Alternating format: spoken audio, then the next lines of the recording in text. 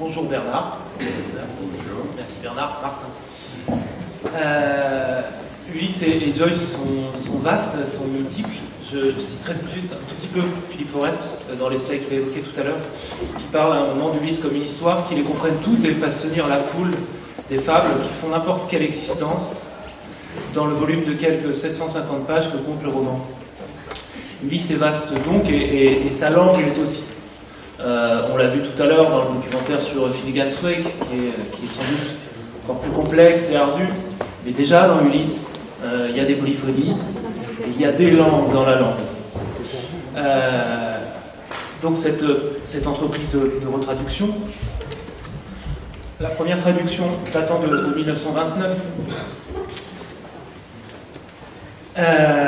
ayant bien vieilli, tel qu'il est mentionné dans la postface de cette retraduction datant de 2004, entreprise collective, et là aussi on retrouve peut-être un écho de cette polyphonie, a vu notamment Tiffaine Samoyau, qui était là l'autre soir, mais aussi Bernard Hoffner, traducteur émérite, traducteur de l'impossible, dit-on souvent, ou du moins traducteur de grand appétit assurément, puisqu'il a, pour en citer quelques-uns au passage, des baroques au postmoderne, traduit aussi bien l'immense anatomie de la mélancolie de Burton que Robert Hoover, que Will Self, que retraduit Mark Twain. Et la liste est loin d'être close. Donc traducteur d'appétit, ne pouvait pas ne pas en être, même si, et ça Tiffaine l'évoquait l'autre soir et on en parlera, il a fallu également se restreindre parce que l'appétit, Bernard a beau avoir traduit le plus grand nombre de pages du volume, de tous les traducteurs, on imagine bien que la tentation devait être là de traduire tout. On en parlera. Mais pour entrer dans ce travail, qui est si singulier, du traducteur, lecteur peut-être le plus proche du texte, lecteur et écrivant en même temps, sinon écrivain évidemment, on s'est dit, avec Bernard, que le mieux était d'entrer par le texte. Donc on en a prélevé un petit bout. C'est là, si tu peux... il n'est plus là. Ah oui, voilà. Ça s'est mis en veille. Ce qu'on a organisé sur cette page, je me suis dit que c'était une manière très concrète d'entrer dans ce travail, qui est celui du traducteur, sans cesse interrompu par les sollicitations du monde moderne, les réseaux sociaux et le wifi. Donc travail astreignant et difficile. C'était d'en prendre, on a prélevé un tout petit échantillon, Ulysse est immense, mais peut-être que dans un tout petit échantillon, il y a aussi l'immensité d'Ulysse. Ou un tout petit échantillon, il y a ça. En 1, j'ai mis le texte anglais, en 2, la traduction de 1929, et en 3, la traduction de 2004. Dans une partie qui a été traduite par Bernard, celle qui s'appelle Circé, oui, qui est assez vaste au centre du livre. Et ma question sera peut-être pas durant toute l'heure, parce qu'on va parler d'autres choses, mais de partir de là, de faire comme un mot à mot, du moins phrase à phrase, et de voir déjà, de l'avoir sous les yeux, et l'ayant sous les yeux, de prendre en compte ce qu'ont été les choix de cette nouvelle traduction, puisqu'ils sont personnels, mais ils sont aussi collectifs. Donc là, Bernard, est-ce que, en traduisant ce texte anglais, tu avais, toi, sous les yeux, ou la mémoire, ou te référais-tu à cette première traduction, ou pas? D'accord, alors donc ça c'est la question de départ. Quand on a eu la première réunion, on en parlera un peu plus tard comment ça se faisait, quand on a eu la première réunion donc, de l'équipe des traducteurs, on a terminé, on était 8, on était 12 au départ, on était 8, ou on pourra dire, je l'expliquerai après, qu'on était aussi 9. La première chose que j'ai faite, j'étais le seul traducteur professionnel de l'équipe. Il y avait un tiers donc dès le départ, ça avait été décidé, un tiers d'universitaires, un tiers d'écrivains et un tiers de traducteurs. Et j'étais le seul traducteur, c'est pour ça que j'ai traduit plus du tiers du livre.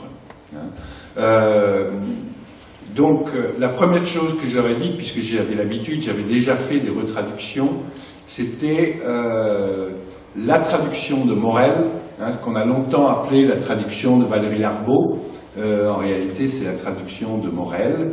Le mieux, ça serait que vous la mettiez dans un autre bâtiment, si possible, que celui où vous travaillez, dans lequel vous travaillez.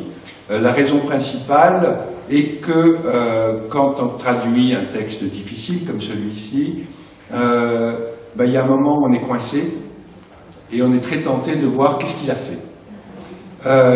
Et quand on voit ce qu'il a fait, d'abord ça va vous influencer, mais non seulement ça, je veux dire, on connaît aussi les théories sur la lecture, c'est-à-dire que sans même s'en rendre compte, on a lu les 2 lignes dessus et les 2 lignes en dessous. Et que tout doucement, votre traduction, votre retraduction, puisqu'il faut utiliser ce mot-là, elle devient tout doucement un espèce de petit plagiat de la première traduction. Donc on n'a absolument pas, on n'a eu aucune référence. Bon, c'est vrai que particulièrement les universitaires de l'équipe connaissaient presque par cœur la traduction de Morel.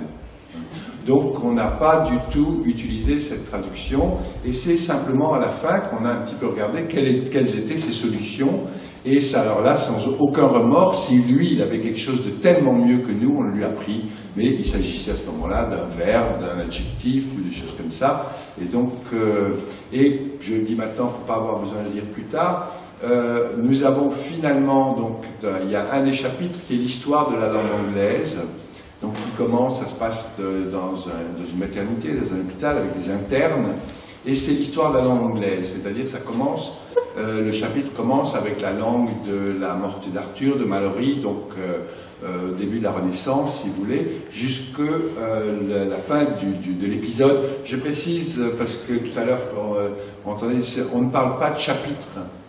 Pour Ulysse, c'est des épisodes. Bon, ça c'est un terme technique, ça n'a pas d'importance si on dit chapitre. Mais les gens qui parlent d'Ulysse, en général, parlent d'épisodes. Et que donc cet épisode, Les Bœufs du Soleil, on a pensé le traduire. Je me rappelle Tiphaine Samoyo, à un moment, a pensé le traduire. Moi, j'avais pensé le traduire, mais j'en traduisais déjà beaucoup. Et donc, on a, en fin de compte, utilisé la traduction de Morel pour ce chapitre-là. Donc, c'est pour ça qu'on est 9 au lieu de 8. Il y avait quand même un épisode qui a été traduit par Morel et qui est Les Bœufs du Soleil. Il y en a juste, pour certains échos, on pourra peut-être en parler après, rétabli 2-3 choses dans son chapitre. Voilà. La volonté du collectif, elle est affirmée dans cette postface. C'était aussi un petit peu comme se préserver du fantôme du texte de la traduction 1, de la phase 1 de la traduction précédente. Il est dit dans la postface de collective, elle est également, qu'il s'agissait évidemment de ne pas devenir démiurge du texte et de s'efforcer de confronter des opinions. Est-ce que tu peux nous en parler? Et ensuite, dans les faits, comment ça s'est concrétisé? Oui. Alors, rapidement, bon, je me souviens, donc, je fais un peu l'historique de cette traduction par rapport à moi en tant que participant à ce travail. Je me souviens très bien d'un coup de téléphone de Jacques Aubert qui a dirigé cette traduction et qui m'a téléphoné un soir et qui m'a dit « Bernard, Ulysse, qu'est-ce que tu en penses ?» J'ai sauté de joie, j'ai dit oui, et puis il m'a dit oui, c'est un travail d'équipe. Donc là, j'étais un peu c'était moins intéressant sur le moment. J'ai jamais personnellement cru à la traduction collective. J'ai fait des essais, j'ai travaillé à Royaumont sur des moments d'expérience de traduction de poésie collective, etc. Et j'ai participé à beaucoup d'ateliers de traduction, si vous voulez, où le résultat est un consensus mou. Qui est rarement d'un grand intérêt. De même dans le théâtre aussi, où j'ai traduit avec plusieurs personnes, le résultat n'a pas manque d'écriture, si vous voulez, dans un certain sens. Sauf que Ulysse est un livre en 18 épisodes, écrit dans 18 styles différents. Donc ces 18 épisodes pouvaient très très bien être traduits. Bon, ça se débat, on en a débattu, d'autres personnes ne sont pas d'accord, disant qu'évidemment, s'il y a une personne qui l'a écrit, c'est Joyce, et que pourquoi il n'y aurait pas un seul traducteur. J'aurais tendance à être d'accord, selon ma première opinion, mais ça ne s'est pas fait comme ça. Et donc, ce qu'il faut dire aussi, c'est que dès le départ, Donc d'abord, on était 12 au départ. Malheureusement, le petit-fils de Joyce s'en est un tout petit peu mêlé, Stephen Joyce, bien qu'il ait promis qu'il ne s'en mêlerait absolument pas dans tout ce travail de traduction. Et 4 personnes se sont senties obligées, après quelques remarques de sa part, de quitter l'équipe. C'est dommage, on aurait bien aimé travailler à 12, mais on a travaillé à 8. Sans forcément rentrer dans les détails compromettants, mais quel type de remarques? En quoi J'étais pas là, mais Daniel Ferrer qui est là, lui peut-être se rappelle. Donc peut-être. C'était de quel ordre? C'était technique? Enfin, on sait que l'ayant droit a souvent un peu abusé, mais là c'est. D'abord, là c'était très violent, c'est-à-dire qu'il a décidé d'exclure pour des raisons autres un des participants, Utopia. Et donc certains d'entre nous qui étaient proches de lui se sont retirés.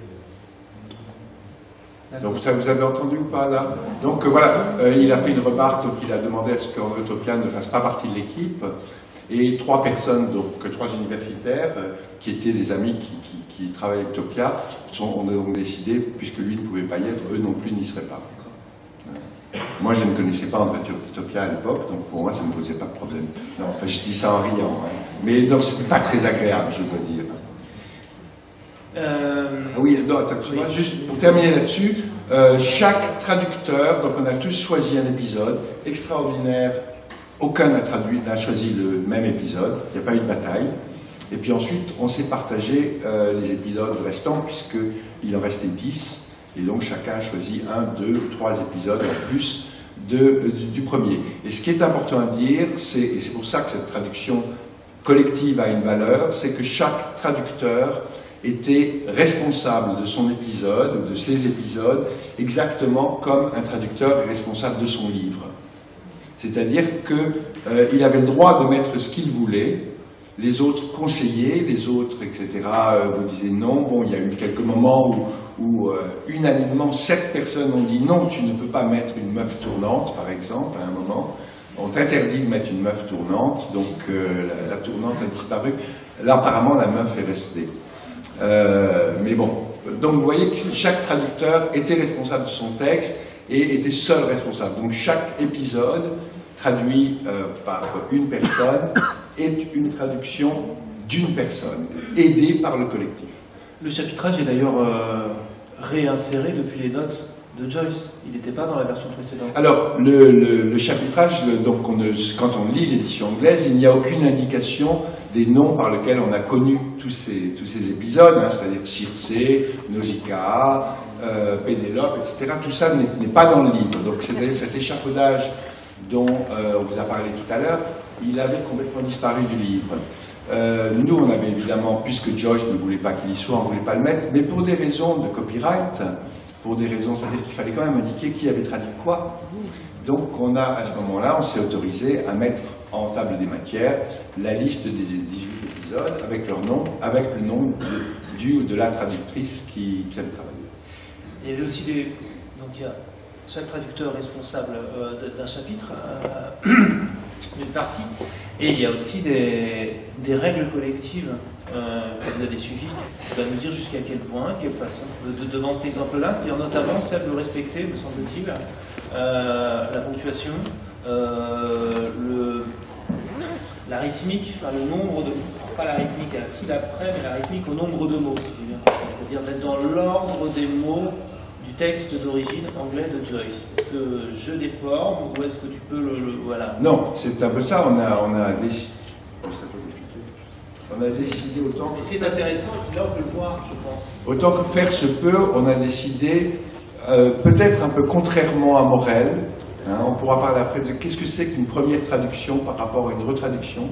C'est pas du tout la même chose, surtout une première traduction au moment où un auteur n'est pas connu. Joyce, quand il a publié Ulysse, n'était pas un auteur connu, en tout cas pas en France, du grand public. Donc le premier traducteur fait du défrichage. Nous, on travaille 70 ans après lui, avec, comme ça a été dit tout à l'heure, des centaines, des milliers, des dizaines de milliers de livres qui ont été écrits sur ce livre. Donc lui, il traduisait un livre que personne ne connaissait, même pas lui-même. Hein, donc il fallait qu'il déchiffre tout ça. Donc voilà la grosse différence. Avec aussi, ce qui était important, cette phrase de Valérie Larbaud, si vous voulez, qui a un peu chapeauté la première traduction, qui l'a relue, et qui a dit « on va franciser jusqu'à la gauche ». Ce en quoi il était autorisé, si vous voulez, parce que Joyce était là. Joyce qui a un peu travaillé sur cette traduction, qui a un peu aidé, et qui lui était prêt à réécrire Ulysse en français, à rajouter des choses. Oui, il proposait même de renommer Dédalus en français. Voilà, non, mais lui, il aurait aimé franciser plus, lui, parce que lui, en plus, c'était du travail créatif qu'il faisait là, en aidant à la traduction. Hein, c'est un peu comme Beckett se traduisant, ou d'autres auteurs se traduisant, ou refusant de se traduire parce qu'ils écriraient un autre livre que celui qu'ils sont en train de traduire. Donc Beckett était prêt à, comme il l'a fait avec Ulysse, ça s'était par accrétion, je veux dire, chaque fois qu'il rajoutait, c'est pas quelqu'un qui coupait beaucoup, c'est quelqu'un qui rajoutait beaucoup. Donc il aurait sans doute aimé faire ça. Nous, on n'avait pas Joyce, hein, Joyce était mort quand même depuis longtemps, et donc nous, on a décidé qu'on allait garder une fidélité au texte tel que nous la sentions. Hein. Donc si possible, tant que c'est possible, garder l'ordre des mots de Joyce, hein, garder ses virgules, ça fait le cauchemar des correcteurs chez Gallimard, puisque Joyce, il a quelquefois 3 points de suspension, mais il a aussi quelquefois 2 points de suspension. Et que, évidemment, les correcteurs chez Gallimard, ils n'aimaient pas beaucoup l'idée d'avoir 2 points de suspension. Ils auraient, et je me demande s'ils n'ont pas, finalement, à un moment, abandonné ce travail de correction autour de ça. Donc là, vous voyez, donc, ce texte-là, je vais peut-être lire le texte en anglais, comme vous pouvez le suivre là-haut.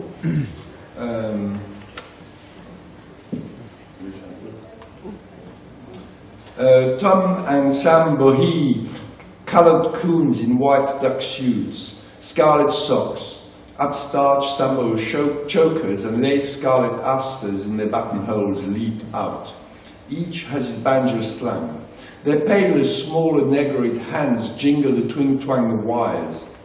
Flashing white Kaffir eyes and tusks, they're rattled through a breakdown in clumsy clogs, twinging, singing, back to back, toe, heel, heel, toe, with smack, fat, clacking nigger lips.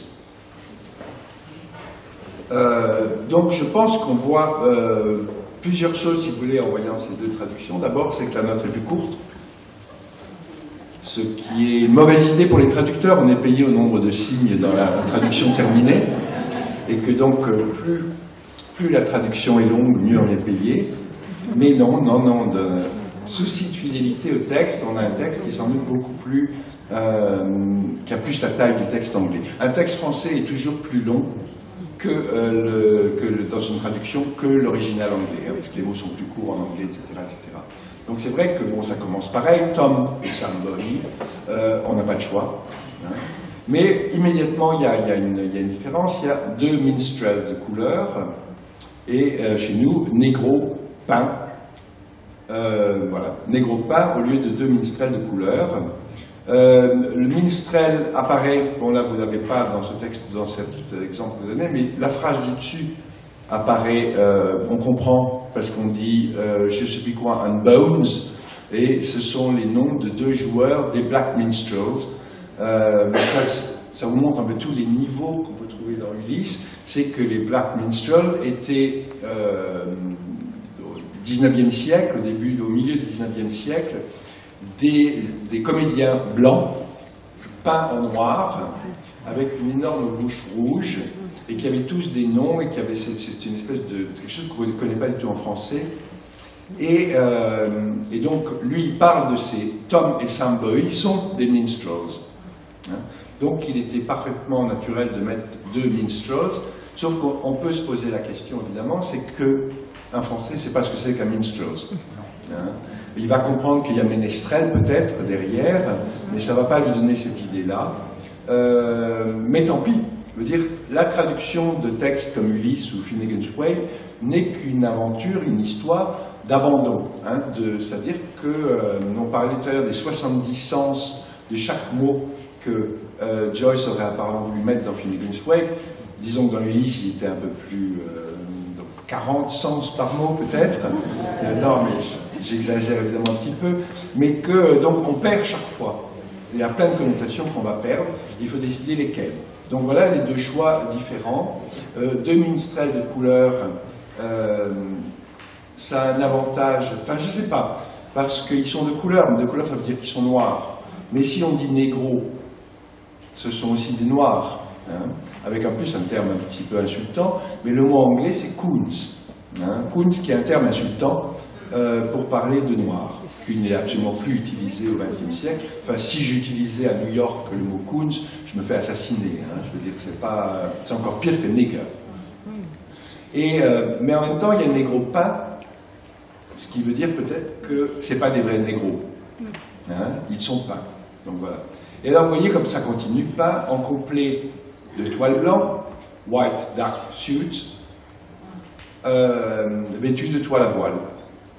Voilà, il a perdu le blanc, puisqu'une toile à voile est pas automatiquement blanche. Mais nous, on perd la notion de dac, qui est un tissu particulier qu'on utilise pour les voiles, mais qu'on utilise aussi pour les pantalons. Pour faire des pantalons. Vous voyez, toile continue, chaussures rouge vif, chaussettes écarlates.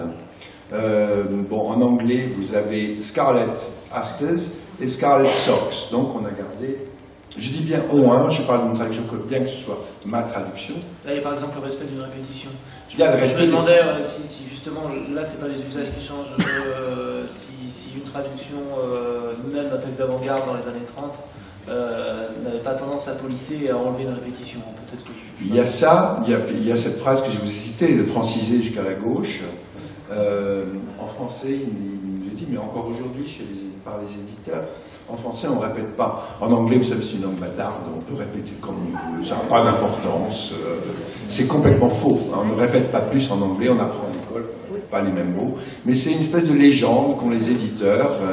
Vous avez une expérience chimique et la personne, elle commence, elle prend une pipette. Et puis, ce tube de verre, etc. Et bon, en chimie, il faudrait quand même mieux garder le même mot tout le temps, par exemple, c'est le même objet. Donc il y a ça, et bon, nous, on a peut-être maintenant, en 2004, plus de pouvoir par rapport aux éditeurs qui veulent qu'on écrive un texte en bon français. Et comment voulez-vous écrire Ulysse en bon français? C'est pas du bon anglais. Donc, qu'est-ce que vous voulez faire? Donc voilà, on peut continuer comme ça, on voit un peu les différences. Le carcan Sambo. Bon, Sambo, je ne sais pas si beaucoup de personnes ici connaissent l'expression, je vois quelques personnes âgées quand même. Sambo, moi je me rappelle dans mon enfance, mais c'est un mot qui a disparu du vocabulaire, hein, Sambo. Il y en a, si vous pouvez lever la main, ceux qui connaissent le mot Sambo. 1, 2, ouais, c'est pas grand chose. Donc vous voyez, comme une traduction vieillie. Hein. Bamboula, combien il y en a qui connaissent? Ah ouais. Dans 30 ans, combien de personnes lèveront la main? Ceux qui ont levé la main pour Sambo seront morts. Donc moi. Et oui, toi aussi. Et puis, voilà, donc ça vieillit. Donc Sambo est évidemment un mot qui a vieilli. Donc on peut continuer comme ça. Il y a aussi un des choix qui me semble collectif, c'est le col haute amidonné, c'est-à-dire le respect des fameux mots valises. Alors les mots valises, donc vous en avez quelques-uns ici. Toi tu viens de citer haute amidonné. Col haute amidonné. On a beaucoup réfléchi sur les mots valises. Le problème quand vous prenez un mot valise de Joyce, c'est que vous le traduisez en français. La moitié du temps, ou plus de la moitié du temps, vous vous retrouvez avec la préposition de à l'intérieur. Hein, j'arrive pas à avoir un exemple en tête maintenant, mais la plupart des choses, c'est deux mots qu'on accroche ensemble et qui sont reliés par la particule de. Hein, et que quand vous faites un mot valise et que vous mettez deux entre les deux, c'est plus un mot valise. Donc on a fait tout un travail d'essayer de tordre les mots pour arriver à recréer un mot valise en français. Hein. Par exemple, donc arriver à faire qu'à la première lecture, on ne voit pas quel est le premier mot, quel est le deuxième mot. Hein, haute amidonné. Vous voyez plus bas, vous avez les nègres lipes et les claques maclaques molles. Hein. Donc, ce que vous n'avez pas là, mais on voit tout de suite la vieillitude du premier texte, si vous voulez, de 70 ans, l'élite négras, personne aujourd'hui ne pourrait écrire ça. Je veux dire, ça, je ne le sens pas. Je sais pas comment toi, tu vois. Donc voilà, il faut pas, je ne fais pas une critique la première traduction. Hein, moi, on en parlera un petit peu, c'est là-dedans que j'ai lu Ulysse pour la première fois, hein, dans la traduction de Morel. Donc elle n'est pas moins bonne que la nôtre. Elle a 70 ans. Hein, et c'est Ezra Pound qui a dit un jour, qui a écrit un jour, chaque génération devrait retraduire ses classiques. Donc théoriquement, tous les 30 ans, ce qui permet aussi aux traducteurs de vivre, hein, tous les 30 ans, on retraduit Ulysse. Et j'espère, maintenant qu'Ulysse est dans le domaine public, que j'espère qu'il y a au moins 2-3 personnes en France en train de traduire Ulysse. Hein. Quand j'ai retraduit Huckleberry Finn, par exemple, et Tom Sawyer de Mark Twain, c'était les 11e traductions depuis le premier. Il y en a 2 qui sont sorties. Il y en a une qui est sortie 3 mois après, une autre, et une qui est sortie 2 ans après. Donc vous voyez, on retraduit. Et c'est très très bien, parce que, voilà, si vous voulez vraiment bien lire Ulysse, lisez les 2 traductions. Hein, lisez les 2 traductions. Malheureusement, la traduction, la première n'existe plus en poche, elle a disparu quand la nôtre est arrivée en poche, mais chez les libraires d'occasion, on doit trouver ça. Mais c'est celle qui est toujours dans la Pléiade. Mais toujours la Pléiade, mais la Pléiade c'est plus cher. Hein. La Pléiade c'est plus cher. Mais donc voilà, on a été très déçus puisqu'ils nous avaient promis qu'on garderait les 2 traductions. Donc les 2 traductions existent, il y en a une qui est un peu vieillie. Morel utilisait beaucoup d'argot d'une langue qui venait de Bretagne, il était breton. Apparemment, beaucoup de gens disent que c'est pas compréhensible aujourd'hui. Hein. Bon. Il y a aussi apparaît là avec cet exemple que tu viens de dire, ma claque molle. L'idée aussi de respecter sonorement les choses. De respecter la musique. Hein. Smack, fat, clacking, nigger lips, clack, back, clack, molle de nègre lip. On est proche de l'anglais, on essaye d'être proche de ce qu'on pensait être la volonté de Joyce, avec toutes les choses qu'on ne peut pas faire. Mais c'est vrai que je suis assez fier de Nègre Lip. Et je me suis aperçu d'ailleurs aujourd'hui, en regardant ma première version, donc celle que j'avais fait lire à mes camarades, que ce texte est exactement le même, donc il n'y a pas eu de correction par l'équipe dans ce texte-là, en tout cas au niveau du premier G, ou du deuxième G, disons.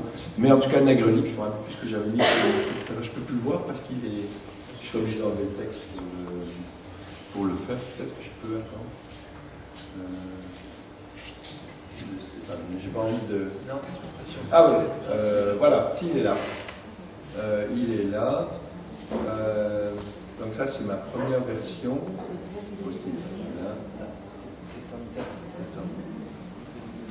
Là, j'arrive, là. Il trémouche d'un caille-poil dans le sabot, une drelinage dans ton dos et dos. Qu'est-ce qu'il y a de dreliné? Voilà, mon claque, ma claque molle de lèvres charnues. Donc voilà. Donc je pense que peut-être dans l'équipe, on a discuté, ils ont dit lèvres charnues. Lèvres charnues, ça ne fait pas très mot valise. C'est juste lèvres charnues. Hein. Un mot valise marche mieux si on met les mots à l'envers. Hein. Donc voilà, ça c'était une première version qui a ensuite été transformée dans l'autre version. Voilà. Donc, on a énoncé en les regardant dans le texte quelques-uns des principes qui vont rassembler. Évidemment, chacun travaille de son côté. Pour y revenir plus précisément, comment travaillez-vous ensemble? À quel rythme? Est-ce que vous travaillez à distance ou est-ce que vous voyez régulièrement? Combien de temps? Enfin, voilà. Comment ça se passe une séance de travail, de correction collective, de relecture des uns par les autres? Alors, on avait 4 ans, on a eu un contrat, donc on avait 4 ans, on a commencé en 2000, ou peut-être fin 1999, quand on a commencé à en discuter avec Antoine Gallimard. Et puis, donc on a très rapidement organisé des réunions. On avait une réunion par mois à Lyon, à la bibliothèque de l'Université Lyon 2, sur le quai. Donc des réunions qui duraient toute la journée. Donc on se retrouvait là. Alors au début, c'était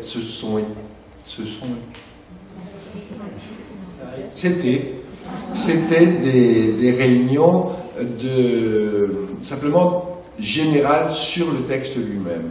Donc Jacques Aubert, grand spécialiste, donc celui qui dirigeait, qui chapeautait la traduction, donc on a distribué les épisodes, on m'a forcé à faire Circé par exemple, ce que je n'avais absolument pas envie de faire, c'est le plus difficile, c'est le plus long, il fait à peu près un peu plus du quart du livre. Là je t'expliquais, c'était au départ, c'est Valère Novarina qui devait traduire Circé, il devait faire partie de l'équipe. Et puis Valère Novarina, on en a un petit peu discuté, tous les deux, il m'a dit, écoute, mon anglais, c'est vrai que son anglais n'est pas un anglais extraordinaire, mais Circé, c'est le démarrage de toute l'écriture de Valère Novarina. C'est là qu'il a démarré dans l'écriture, quand il a vu ce que Joyce s'était permis de faire. Et donc, il m'a demandé, peut-être qu'on peut le faire à deux. Alors l'idée d'aller passer 3 ans à discuter de choix de lexicaux avec Valère Novarina, ça me plaisait énormément, même si ça prenait beaucoup de temps. Donc j'ai tout de suite été d'accord. Et puis très rapidement, il m'a demandé de faire un mot à mot. J'ai fait le mot à mot de la première page de Circé. Ça m'a pris 2 jours. Et j'avais chaque mot, il y avait les 10 connotations de ce mot possible, etc. Ça devenait impossible. Ça m'aurait pris 5 ans rien que de faire un mot à mot. Et je ne sais pas ce qu'il en aurait fait après. Tu vois, ça aurait sans doute pas ressemblé à Circé. Et donc lui, il a décidé qu'il allait abandonner. Et à ce moment-là, évidemment, l'équipe a dit, t'as commencé, tu continues. Donc voilà, on a distribué les épisodes. Moi, j'ai pris Éole, Tiphaine a pris 4 épisodes, si je me souviens bien. Voilà, il y a des personnes qui en ont pris très peu, des personnes qui en ont pris beaucoup. Et donc, on s'est réunis, on a commencé à discuter, par exemple, est-ce qu'on met, quand il y a Mr, M-R, est-ce qu'on met M, comme en français, ou est-ce qu'on met M-R? L'église, est-ce que l'église Saint-Nicolas s'écrit St.Nicolas? Est-ce que ça devient Saint-Nicolas? Et quand c'est une église qui a un nom qui est différent en anglais et en français, est-ce que ça se traduit en français? Et puis, il ne faut pas oublier que tous les noms propres dans Ulysse ont un sens. Bloom s'appelle Bloom, qui veut dire fleur, floraison. C'est pas pour rien. Bac Mulligan, qu'on voit dès le début du livre, s'appelle Bac Mulligan, parce que Bac, c'est le rut, c'est le bouc. Donc, est-ce qu'on traduit, est-ce qu'il devient Book Mulligan? Mais Mulligan aussi a du sens. Et donc, chaque mot est repris dans le livre. Et évidemment, si on ne traduit pas les noms propres, ce qui est l'habitude normale aujourd'hui en traduction, à part pour les livres d'enfants, est-ce que le lecteur français ne va pas perdre toutes ces connotations? Mais on a accepté que de toute façon, il allait en perdre beaucoup, le lecteur français. Donc, on a fait un choix un petit peu bâtard, c'est-à-dire qu'il y a des noms certains des noms propres ont été traduits en anglais. Parce que si on les traduisait dans un autre mot, ça devenait compréhensible. Je ne me rappelle plus la série exacte, mais dans Éole, il y a un jeu de mots avec Mr. Keys. Et on a donc les clés, les clés de l'île de Manx, comment on dit, l'île de Man, je ne sais pas comment on l'appelle, une petite île, Manx. Et donc voilà, on a changé quelques noms. Bac Mulligan s'appelle Bac Mulligan, sauf à un moment où il y a Book, si vous voulez, dans un discours direct. On a essayé de tricher, de manipuler à partir de tous ces noms. Et donc, on a décidé dans ces premières réunions, les 2-3 premières réunions, de ce qu'on allait tous décider. Puis chacun s'y est mis à commencer à traduire ces épisodes. Et ce qui se passait, c'est qu'on a envoyé, une fois qu'on avait un premier jet ou un deuxième jet, on a envoyé cet épisode à tout le monde par email. Et à partir de cet email, les autres de ce texte, les autres le lisaient. Et à la réunion suivante, ou par email entre-temps, on discutait des choix. De même que je parlais des connotations, Ulysse n'est fait que d'échos. Enfin, pas que d'échos. C'est des échos en permanence. Avec en particulier Circé, le chapitre, j'aime pas dire le chapitre central, mais un espèce de chapitre culminant, qui est un peu l'ébauche de Finnegan's Wake. Tous les clichés du livre se retrouvent dans Circé. Donc nos réunions ont été faites en grande partie de décider, dans mon chapitre, j'ai tel mot. Alors le plus célèbre, évidemment, c'est throwaway, qui se répète, je crois, 19 fois dans le livre, dans 3 sens différents. Throw away, c'est quelque chose qu'on jette. C'est le nom d'un cheval sur lequel on parie.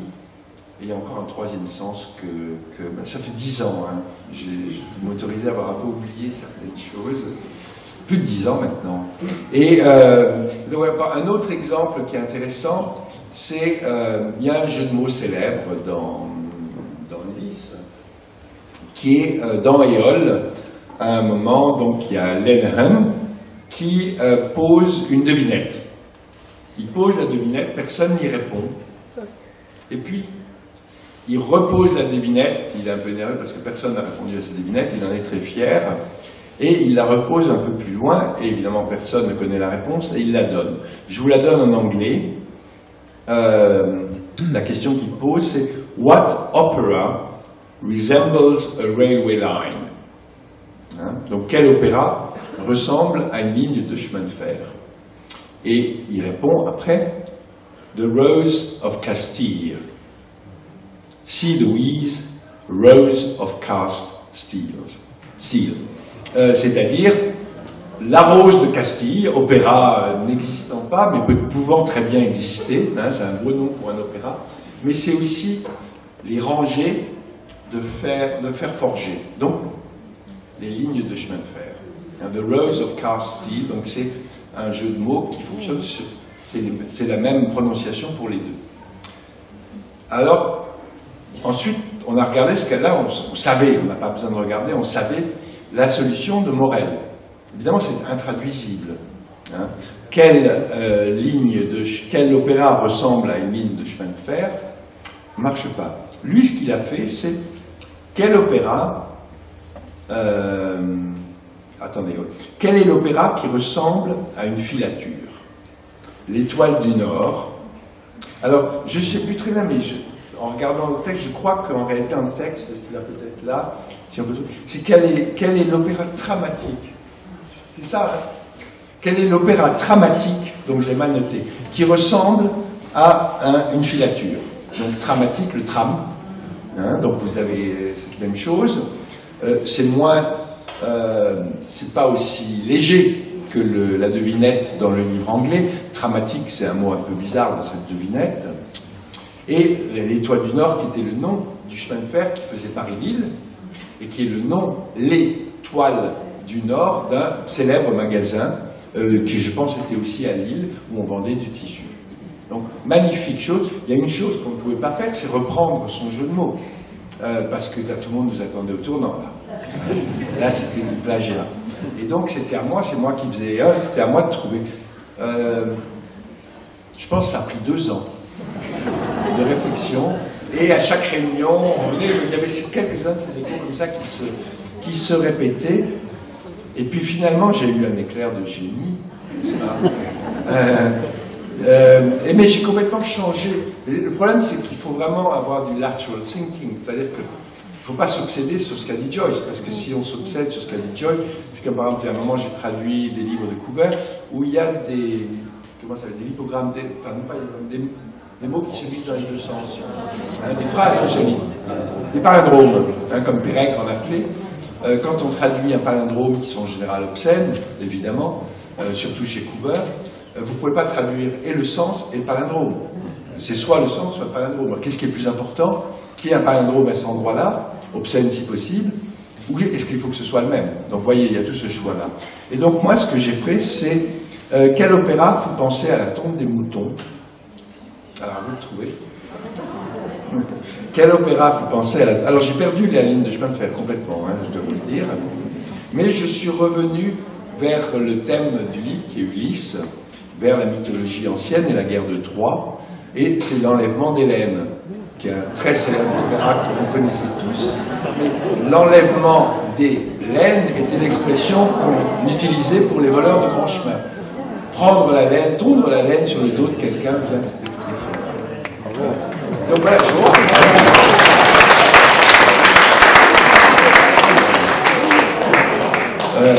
je vous remercie. Je pense que je suis désolé, mais je pense que, à l'exception de ce dramatique qui me gêne un peu, d'ailleurs c'est pas pour rien, peut-être que je l'ai pas mis dans ma citation, je pense que la traduction de Morel est meilleure. Il a la ligne de chemin de fer. Ça veut dire il a l'étoile du Nord. Et peut-être que dans 10 ans, peut-être qu'en ce moment, il y a 3 traducteurs, peut-être même qu'il y en a un là qui traduisent Ulysse, qui ont trouvé encore mieux. Ça serait bien 15 traductions avec 15 demi. Oui, ça c'est quelque chose que tu me disais, qu'effectivement, si vous vous éloignez de la version précédente, enfin du moins si vous la tenez à couvert pour travailler librement, ça n'est pas une rectification, ça n'est pas une correction, c'est une autre version qui vient s'ajouter. Et ce que tu me disais l'autre jour quand on en discutait, c'est que c'est pas tout à fait de la même façon, mais en parallèle à la façon dont Ulysse également vient augmenter Homère.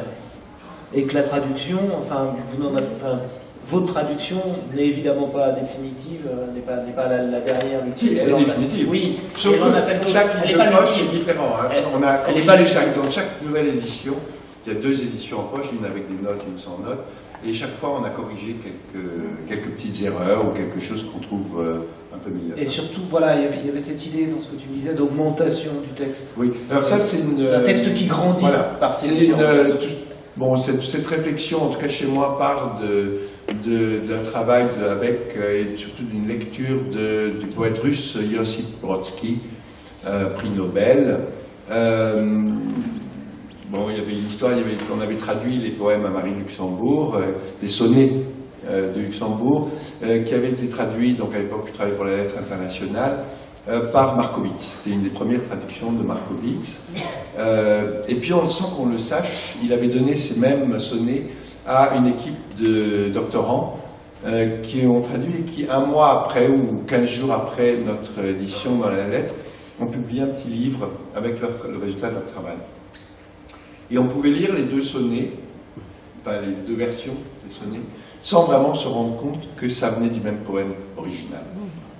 Ici, vous voyez, vous pouvez lire les 2 versions que vous avez là.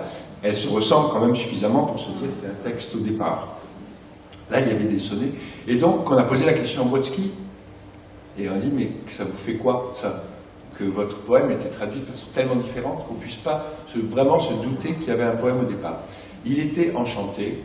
Il a dit, c'est magnifique. Et c'est là qu'il mène cette phrase que moi j'aime beaucoup, c'est qu'un livre qui n'a pas été traduit n'existe pas complètement. Première phrase, et ensuite, plus un livre est traduit, plus il existe. C'est-à-dire que l'Iliade et l'Odyssée ont été traduits des milliers, je ne sais pas combien, mais des milliers de fois, des centaines de fois. La Divine Comédie de Dante est traduite aux États-Unis et en Angleterre 1 fois par an. En France, on est un peu moins rapide. On en a une tous les 30 ans, à peu près. Mais bon, c'est des travaux, c'est des universitaires souvent qui font ça. Par exemple, on a eu une traduction magnifique de Robinson Crusoe récemment. La précédente était de Petrus Borel, 1820. C'est long. Donc voilà, plus ces textes sont traduits, plus ils existent. De la même façon pour Ulysse, Ulysse existe parce qu'on l'a retraduit, plus qu'il n'existait avant. Il a été traduit déjà 3 fois en allemand, 3 fois en italien. Vous voyez, à force de traduire ces textes, il y a un ensemble, si vous voulez. On est en train d'arriver tout doucement à une espèce d'asymptote qui serait en réalité au-dessus de l'Ulysse de Joyce. Ça, c'est la théorie de Brodsky, mais je consens à l'accepter. Si vous voulez. Donc tout doucement, on tend vers un livre qui serait le livre. Alors on est dans le Borges pur, là, parce que ce livre-là ne peut être que l'ensemble de tous les livres qui existent, quoi. Mais bon, j'ai à une époque traduit les sonnets de Shakespeare, et dans ma préface, j'expliquais que c'est pas c'est bien de lire ma traduction, mais il faut lire les 12 autres pour commencer à comprendre les sonnets de Shakespeare. Parce que chaque traduction a un accent particulier sur quelque chose. Moi, c'était la rhétorique. Il y avait un traducteur qui avait fait la rime. La meilleure, c'est Henri Thomas, etc. Donc c'est à force, il y a celle de Jean Jouve, etc. C'est à force de lire ça. Donc moi, je vous conseillerais de lire les 2 traductions, comme je vous l'ai dit tout à l'heure. On touche aucun droit sur la première, donc ça, c'est pas, vous pouvez l'acheter sans... On ne va pas s'enrichir avec ça.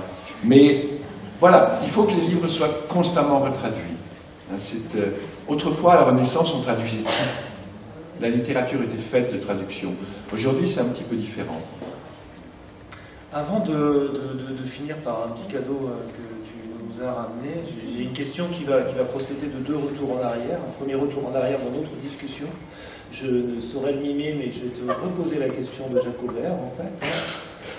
Alors Ulysse, cher Bernard, alors Ulysse, après l'avoir traduit, mais surtout, cher Bernard, alors Ulysse, enfin d'autres retours en arrière dans ta vie personnelle, de lecteur, puis de traducteur et d'écrivain. Quelle fut ta première rencontre avec Ulysse et dans quelle langue?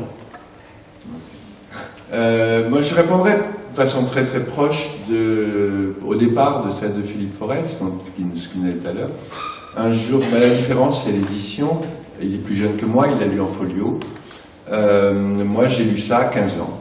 À 15 ans, je ne me rappelle plus pourquoi j'ai pris ce livre. C'est l'époque où je découvrais aussi Lautréamont, enfin tous ces trucs-là. Et il y avait cette édition de volume en livre de poche, avec cette couverture verte, un peu cacadois, moche, comme on le disait à l'époque, un petit bout de papier, je ne me rappelle plus très bien. Et je me souviens que je ne sais pas pourquoi j'ai pris ce livre, je l'ai lu en français, je ne parlais pas anglais à l'époque, et je l'ai lu, mais je l'ai lu en une semaine. J'ai rien compris. Mais absolument rien compris à ce livre. Mais la personne qui m'a poussé à la chose, qui m'a poussé à lire ce livre, a dû m'en parler suffisamment bien pour me dire qu'il y avait quelque chose dedans. Et je me suis rendu compte tout de suite qu'il y avait quelque chose que c'était un livre que j'allais relire. Et j'ai ensuite relu pendant 15 ans. J'avais pris cette habitude avec 7 livres. Pendant 15 ans, je l'ai relu une fois par an. Je n'en ai jamais fait une étude, donc au bout de 2-3 ans, je l'ai lu en anglais, j'habitais en Angleterre, donc après j'ai arrêté de le lire en français. Et tous les ans, je l'ai relu, comme je lisais En dessous du volcan, comme je relisais Les Chants de Maldoror, comme je relisais Rabelais, etc.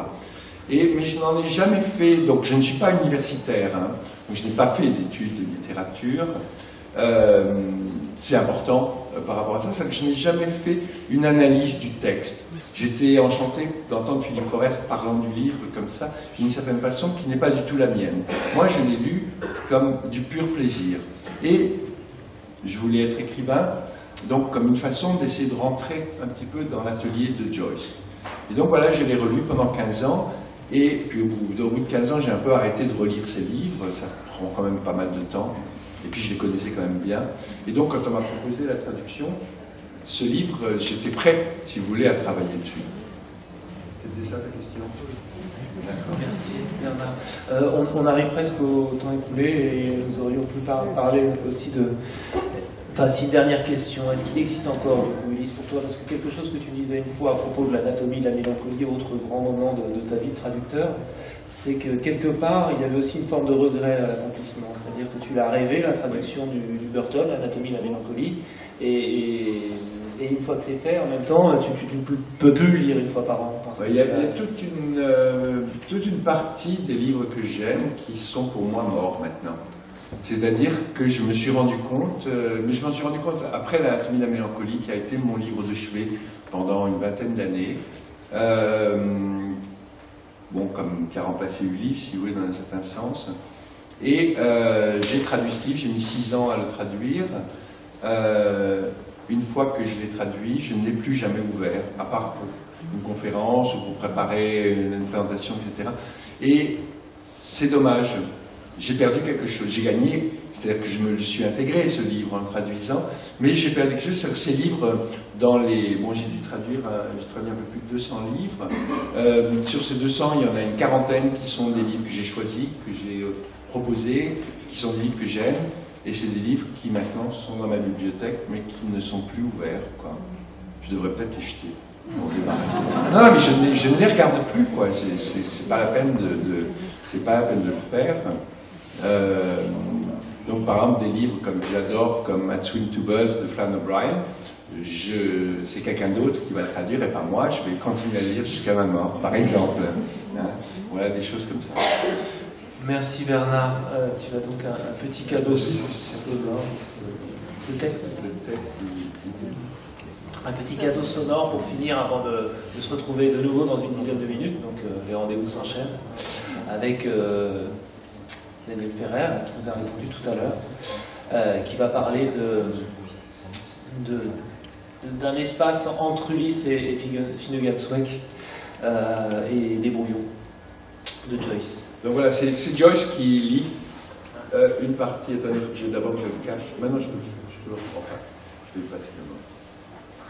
Well, you know, don't you, Kenneth, or haven't I told you, every telling has a tailing, and that's the he of the shield. Look, the dusk is growing. My branches lofty are taking root, and my cold chair is gone ashy. Feel, what age is that? It soon is late. 'Tis endless now since I was last saw Waterhouse's clock. They took it asunder, I heard them sigh. When will they reassemble? Oh, my back, my back, my back. I want to go to Aixley again. In time, there's the bell for Sexton Alton, a conchecta descendus praise. Time. Ring out the clothes, ring in the dew. Godavari, vert the showers, and grant thy grace, amen. Will we spread them here now? Aye, we will. Spread on your bank, and I'll spread mine on mine.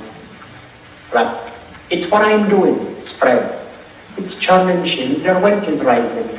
Tones on the hostile sheet, a man and his bride embraced between them, else I'd have folded and sprinkled them only.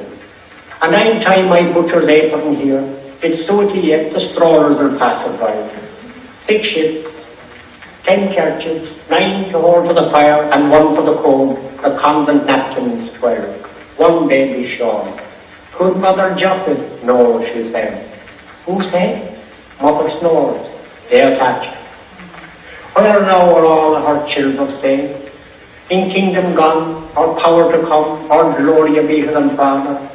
All alluvial, all alluvial. Some here, or no more. More again lost and a stranger. I heard tell that same brooch of the Shannons was married into a family in Spain. And all the Dunders the done in Markland's Vineland, beyond Brendan's herring pool, takes number 9 in Yankee's hat.